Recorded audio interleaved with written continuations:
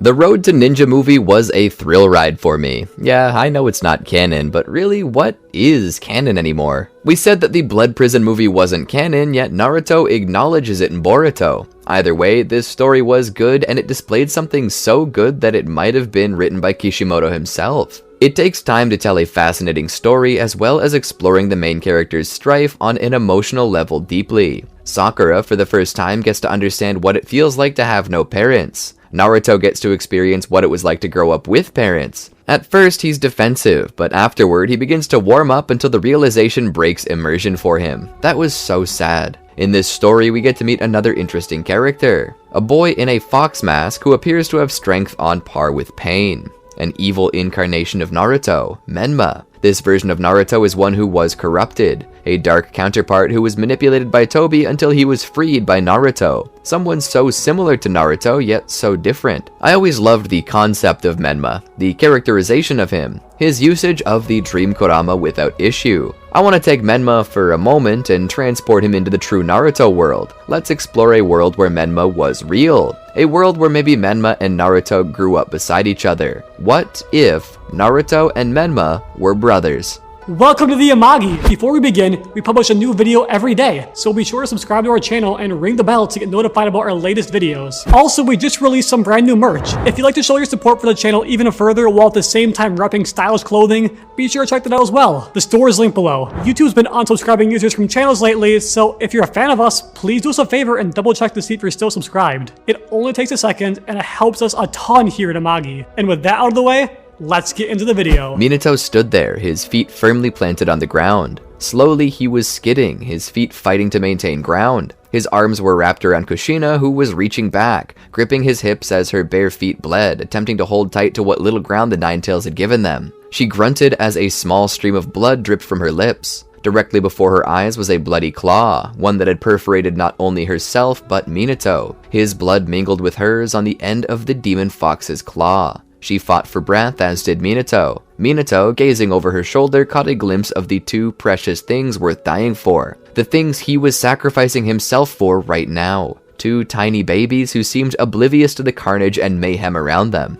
He recalled it. He'd been standing in the room with the nurses, his hand pressed against Kushina's seal as at first she screamed, and then a tinier voice screamed. Screaming into life with passion and strength, a set of tiny lungs were set ablaze by the immediate need to draw breath. A traumatic experience for a child, but one they would surely forget. Minato calmed down and removed his hands from the seal as a child with dark black hair was shown to him. At first, Minato was confused. He had blonde hair and Kushina had red. So where did this child inherit black? Suddenly, Kushina screamed again, taking the room by surprise. A red aura began to cover her body as the Ninetales seized an opportunity. Minato quickly rushed back over and pressed his hands to her stomach. "Kushina, what's wrong?" he called out, begging her to acknowledge him in some way. But she couldn't. Tears streamed down her cheek as she grit her teeth. Biwako came to Kushina's legs. "Another crown!" she called out. Minato looked over. What does this mean? She didn't acknowledge the question as another nurse rushed over. Biwako looked over Kushina's knees. "Dear, you gotta push. Push hard. I know you're tired, but you've gotta push." Minato was in a state of panic, his concentration breaking as the Ninetales chakra leaked out from under his palm. Biwako slapped him in the shoulder. "Pay attention, Lord Fourth," she shouted. Minato attempted to concentrate. "Keep going," Biwako shouted. "You're almost there. Push! Push!" With a cry of Kushina's pain, there was a second cry. Biwako sighed in relief. Minato looked over. There was a second child in Biwako's arms. She was cleaning the babe off. This time, the child was blonde. Biwako looked up at the clock. "Mark it 01:35 hours. This one is 4 minutes and 12 seconds younger than the other." Minato was in shock. Two children? He looked to Kushina. "Please tell me you're done now." She was just laying there, panting heavily, trying to catch her breath. He walked over to her and moved the matted hair from her forehead and gave her a gentle kiss. She smiled. He then walked over. He was presented with the eldest dark-haired baby as Kushina was presented with the lighter-haired younger baby. Minato looked them over to ensure they were healthy before kissing them. "Now we have a dilemma," he said. Kushina, holding the baby up, looked at him with confusion. Minato smiled. "We only bothered to think up a single boy name. What do we name the other?" Kushina looked at the baby in her arms. This one is Naruto, and the one you're holding will be... She looked at her child and then at Minato. She decided to keep with the theme of naming the child after something found in a bowl of ramen. But furthermore, she chose the name that sounded the closest to Minato's. That one we'll name Menma. Minato held the child up to the light. Menma. I love it. He brought the babe closer to his cheeks and said its name quietly and lovingly. Menma. Hello, Menma. I'm your daddy. But I am sure you know that we just can't let Minato and Kushina be happy. It's against the rules to let them enjoy their lives together, so we need to bring the Judas into this. Benedict Arnold in shinobi form has to betray his mentor and attempt to take the Nine Tails. Most of that is how you recall it up to this point that we've reached. As Minato and Kushina were bleeding out, Minato made the decision. They must seal the beast up. Finishing the hand signs, Minato called upon the Grim Reaper himself, the Shinigami that would take the life of he who summoned it in exchange for helping him. Minato ripped the Nine Tails chakra and reverted it to a form that could be sealed away, pure chakra. However, as the beast flowed through his body, he knew that he couldn't seal the whole thing up into a child, lest it escape. Looking upon his sons, a son of light and a son of darkness, a child of yin and a child of yang. And so, using this concept, he split the Nine Tails into two halves, a yin half and a yang half. The yin he sealed within the darker-haired child, and the yang he sealed within the lighter-haired child. As the swirling seal on their bellies disappeared, Minato then noticed the two possessed a mark already on their stomachs. A strange birthmark around where the seal was. Had it been there before? Had he merely not noticed it? The darker-haired child possessed a moon-shaped birthmark on his stomach, as the other possessed what appeared to be the sun on his. These truly were the brothers of light and darkness. It was as if fate had preordained this. In that moment, he had a flash of suffering, but it was hard to tell whose suffering he was witnessing. Was it his children? Was it the world? Before he had a chance to think further, the Shinigami tightened its grip on Minato's soul. Minato leaned forward with Kushina, and they both kissed their children. Minato felt his soul leave his body. For a moment, he was viewing the situation in third person, seeing his own body before suddenly he entered the darkness of the Shinigami's mouth and finally landed in its stomach. Kushina felt Minato slump, and a tear came to her eyes knowing that he'd left her. But as she looked down at the gaping hole in her stomach, blood and bile pouring from the wound, her body shuddered in the cold, no longer feeling the pain. She felt her heart skipping beats, stopping and starting, like a motor being bogged down by lack of fuel. She took a deep breath as she looked to her children. She smiled and exhaled her last words, her eyes darkening as she said them. I love you. She then fell onto the ground, dead. Hiruzen would rush in to protect the children. These two he would raise for a short time until they were old enough to take care of themselves. A few years pass, and the children are living on their own. Innocent and full of smiles, they know not what they lost nor the life ahead of them. The two play with each other all day. They draw and color, they watch TV and play video games. Hiruzen was a kind man. While he couldn't actually watch them, he would visit every so often with money. Sometimes the two would get to have dinner with him. Despite the way that most people saw him as a failure of a Hokage who barely kept the village afloat, Menma and Naruto saw him like a grandpa. He was everything they wanted to be. They loved him. Sometimes he would bring them something to eat, other times he'd bring them new toys and games, and on one particular occasion, he brought them a gaming console. The two of them were so pleased. But his kindness was the only thing besides the joy of the men from Ichiraku to actually show them that the village cared anything for them. Elsewhere, rumors abounded. Stories that the 4th Hokage had only been able to defeat the Nine Tails by ripping its chakra in half and using a special forbidden jutsu to transform it into people. 2 people. Naruto and Menma were oblivious to this, but everyone who saw them believed it. The Nine Tails. The beast that had killed so many was standing before them in 2 miniature helpless frames. This made people seek justice. Menma and Naruto were walking home from the store. In their hands were 2 bags filled to the brim with ramen. I got the cheese-flavored one, Menma, look! He would lift the cup up and show his brother. Menma would stick his hand in. I got the beef! These two had often found themselves at odds over certain things, but they couldn't help but agree that ramen noodles were the best food in the world. But life plays no favorites, and cruelty finds itself choosing any, regardless of their ability to defend themselves. Menma and Naruto would be pulled into an alleyway by a group of Chunin who had hoped to get revenge. You see, these Chunin were children during the time that the Nine Tails attacked, and so they had lost their parents in the ensuing battle. Hearing that the Nine Tails was now allowed to live in the village, even further being protected by the Hokage, they found themselves full of anger and hatred. They pulled them into the darkest alleyway and threw them against the wall, causing the contents of their grocery bags to spill out. Naruto tried to gather it back up, but one of the Chunin stepped up and kicked him in the side of the head. What gives you the right to live here in Konoha? What gives you the right to breathe our air? to walk our streets and eat our food, to have protection from our Hokage. Naruto gripped his jaw, certain that they'd knocked out a tooth. Menma would see this and stand up in anger. Looking to those who had attacked his brother, he grit his teeth. "I hate you," he shouted with fists clenched. He grabbed an old pipe and ran at the Chunin with it. This did very little in the grand scheme of things, however. He too was kicked and knocked against the wall. The moment that his back struck the wall, he felt all air leave his lungs. He attempted to get it back, his mind aflame with panic as nothing would enter. Suddenly his lungs were covered and air rushed in. The Chunin walked over to him. "A pipe? You're as stupid as you are weak. I think we'll start by beating you senseless and force the other to watch." One of the other Chunin gripped Naruto, whose teeth were still bleeding. They held his head, gripping him by the back of the neck and forcing him to watch as the lead Chunin mercilessly beat Menma, his foot clashing against the child's face and torso, drawing blood and causing bruises. Suddenly, a man wearing an Anbu mask came from the rooftops and stood there. He stared at the two of them from beneath his mask, eyes like fire. "That's plenty enough," he said as he raised to his full height. "Leave them alone now."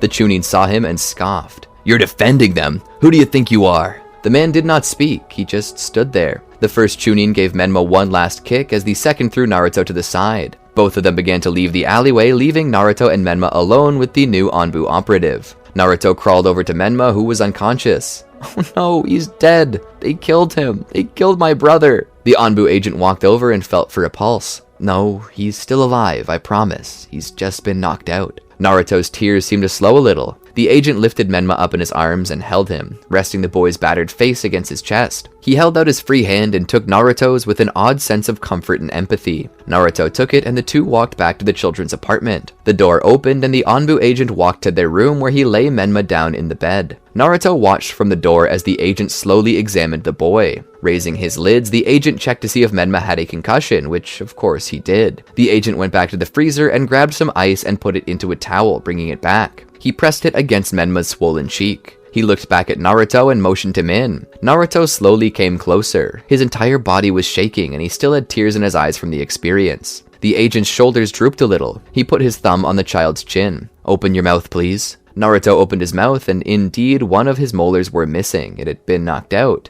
But there was some good news as this was merely a baby tooth and would be replaced eventually anyway. "Your tooth is gone, but it should be replaced not too long from now anyway with a big boy tooth. After all, that's what you are, right? A big boy." Naruto nodded. The agent continued. "And a big boy is strong and cares for his brother even if he's scared, right?" Naruto nodded again. The agent nodded, his expressions hidden below his mask, but his eyes bearing kindness and a glimmer of love. Something Naruto had not truly ever seen, not even in Mr. Hiruzen's eyes, only ever in his brother's. This left Naruto to wonder who this Anbu agent really was. And being the inquisitive boy he was, he couldn't help but ask, "Who are you, Mr. Fox Mask?" The man cocked his head to the side for a moment in thought. "Your guardian." Naruto repeated those words as a question. The man continued, "I was asked by Lord Third, Hiruzen, to always watch over you and your brother. He knew it would be hard to defend yourselves, so I'm here to make sure that you don't have to. I'm sorry it took me a little while to show up." He transferred the ice to Naruto's cheek. "Are you okay?" Naruto's tears began to drip again as he hugged the man. The man was speechless, but his heart was filled with compassion. He returned the hug. "Don't worry, I'm always watching you. I won't let anyone hurt you." Naruto kept hugging the man. This Anbu agent had grown to love these children in the time that he'd been watching them. For what seemed to be dusk until dawn, he kept an eye out as per Hiruzen's orders. But he had done the thing that a good agent never does. He got emotionally attached. He had also lived through the devastation of the Nine-Tails attack, but this agent was not deceived by the rumors. He knew these children weren't the Nine-Tails incarnate, but the Jinchuriki of the beast. He stroked Naruto's hair like a loving uncle would and returned the ice to Menma, who was beginning to stir. Naruto let go when he heard Menma grunt. Naruto turned his full attention to his brother. The agent would put the ice in Naruto's hand. "Keep this pressed to your cheek for a while. It'll make the swelling go down and ease the pain he'll feel when he wakes up." He stood there for a moment. He looked to Naruto. "You know I'm always watching you. If you need to talk to me, take this tape and make an X on your window with it. When I see the X, I'll know to actually meet up with you, okay?" Naruto nodded. The man then disappeared in a puff of smoke. Naruto kept holding the ice to Menma's cheek. Slowly, the boy opened his eyes. "Naruto?" Tears of happiness streamed down Naruto's cheeks. "I'm here, Menma." Naruto helped Menma to recover. Days passed, and Naruto told Menma about the masked man. Menma hadn't seen him, but he was interested. Naruto decided that he would mark the window so that the two could meet him together. However, after marking the window, nothing happened. The man didn't show up. Naruto was confused, and Menma began to believe that Naruto had imagined the man, but little did they know that the man they hoped to meet could not come. The reason? The Uchiha had begun an uprising, and the Anbu had to put it down, particularly Root, under the command of Danzo Shimura. The battle was intense. Now, you see, I'm taking it a step further. Instead of Menma being Naruto's brother, I'm actually making him the Indra reincarnation as well, meaning that Sasuke in this world was never born. Instead, his role is being filled by Menma, and due to the fact that Itachi no longer has anyone to protect, it seems doubtful that he will attempt to destroy the clan. This means that the Uchiha would likely learn of this, and an all-out war breaks out in the village between the Anbu and the Uchiha. The smoke and flames can be seen from the children's apartment. The two watch, confused as to what may be happening and why the village is on fire. Is it an attack? Menma asks. Maybe someone left the stove on, Naruto says. Menma goes to answer, but suddenly feels a hand cover his mouth. Naruto attempts to scream, but it's muffled by the hand of another. Two sets of glowing red eyes stare at them from the shadows. The Uchiha. They grab the two out of the apartment and into the nearby forest, where they lay Naruto down on a slab. They grip Menma tightly as the Uchiha begins the process of unsealing the yang half of Kurama. Hold still and I'll try to make it painless, the Uchiha says. Naruto cries out as the beast is slowly pulled out of him. Tears stream down his face as his voice pierces the night, sending the nocturnal creatures and fowl fleeing from them. Menma stands there and sees this. Tears form in his own eyes as he reaches out for Naruto. Naruto cannot move. He's in too much pain. Suddenly, something snaps inside of Menma. He grips the arm of the Uchiha holding him and breaks their wrist. The Uchiha cries out in pain as a thick red aura envelops Menma. His fingers turn to talon-like claws as his eyes glow a deep red. Naruto sees this as he falls unconscious. The Uchiha, slowly working on Naruto, looks over his shoulders to see the commotion, but suddenly he sees the child's clawed hands coming for him. The fingers gouge the eyes and push deeper until cries of agony stop and the body of the Uchiha falls. Menma looks back to see 3 more Uchiha coming at him. He steps forward to kill them as well, but before he can, a man in a mask drops from the sky and steps between Menma and the Uchiha. With one quick strike from his blade, he decapitates the 3 Uchiha, leaving himself and Menma alone with Naruto. He would rush over and reseal the beast into Naruto as Menma's aura disappears. Are you the guardian guy with the mask? The man looks back and nods. I'm sorry I wasn't here sooner. I had to help with the uprising, but I'm here now and I won't leave your side. So he gathered up the frightened Naruto and took him and Menma back home. He kept his eyes open the entire time. All the while, he thought about how cruelly the world had treated 2 innocent and defenseless children. Stepping into their apartment, he closed the door and locked it behind him. He closed the curtains and turned on only a soft light. He walked to their couch and sat down, still holding Naruto close, who was still sniffing, scared of what they were doing. Menma sat there beside him and looked at the blood on his hands in confusion, wondering why it was that he was capable of doing that. Menma looked at the Anbu agent and asked what happened and why he could do what he did, but the agent did not respond. He said that this was a question for Lord Hiruzen. Menma sat there and watched Naruto. Menma crawled up to them and put his hand on Naruto's back. He looked at the masked man and realized that everything that Naruto had told him about this man was true. He was loving. He was kind. He was everything he'd been told. Mister, who are you? Menma asked. The man looked at him. I'm your guardian. Menma shook his head. No, you're always wearing that mask. Who are you, really? The man thought for a second, as even Naruto had turned his eye to him, wondering if he would divulge this information. The man thought for a moment and sighed. He lifted his hand and gripped his mask, slowly removing it to reveal a young man of about age 20, his hair white and his eyes displaying what seemed to be heterochromia, until Menma realized that his left eye was the same as those people who had tried to hurt Naruto. He seemed to get a little defensive. The man smirked. If I were with those people, I wouldn't have saved you. Menma admitted this made sense and he calmed down. The man spoke. My name is Kakashi Hatake, and I chose to be your guardian. Kakashi, Naruto repeated.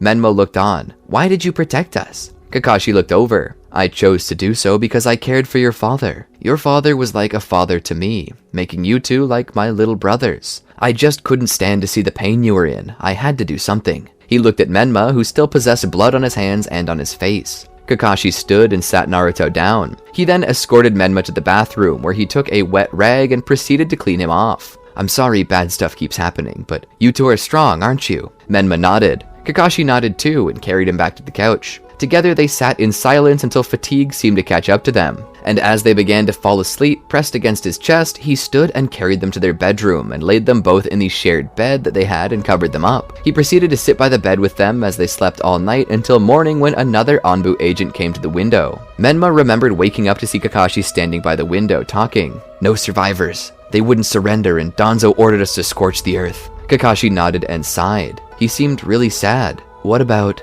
The agent looked at Kakashi with a questioning face. "What about Itachi? He was on my team for a while." The agent was silent for a moment. "I'm sorry. He attempted to defend his father and was killed in battle." Kakashi closed his eyes with sorrow and took a deep breath. He composed himself and looked up. "Thank you for the report." The agent disappeared. Kakashi turned to look and noticed Menma looking at him. He walked over and stroked his head. "Well, good morning to you, Menma." Menma looked up. "What happened?" Kakashi smiled. "All the bad people who tried to hurt you in Naruto were caught. You two are safe again. I'll still watch over you, but you're free to have your privacy again. You remember the signal, right?" Menma nodded. "If we need you, tape an X to our window." Kakashi gave him a thumbs up. "Give your brother my love when he wakes up. I'll also send Hiruzen your way whenever I can." Then he disappeared. Menma lay there in bed and thought all about it. Naruto, meanwhile, was cuddling up to Menma, still sleeping. The window remained open. The sunlight, chirping of birds, and sound of the wind blowing through could be heard. Menma smelled the scent of the flowers as they bloomed. He too would find himself lulled back to sleep by this. Eventually, the two would get back up sometime around noon.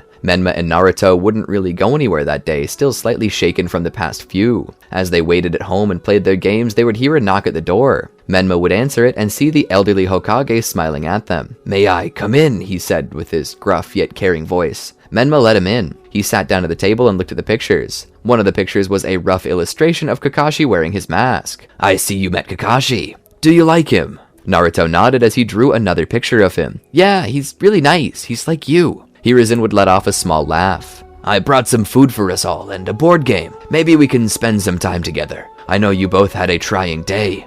Menma nodded and sat down. "Those Uchiha people came and tried to kill Naruto." Hiruzen began to make some tea for himself and the children. "Indeed. Kakashi told me that. He also said that you two were very strong and that you attempted to defend your brother, Menma. He told me that something happened and you didn't understand it." Menma was silent as he looked at his fingers. Hiruzen sat back down. "There's no need for you to feel upset about what happened. You merely defended yourself and your brother." Menma looked up. "Feel bad? No, I don't feel bad at all. Those guys got what they deserved."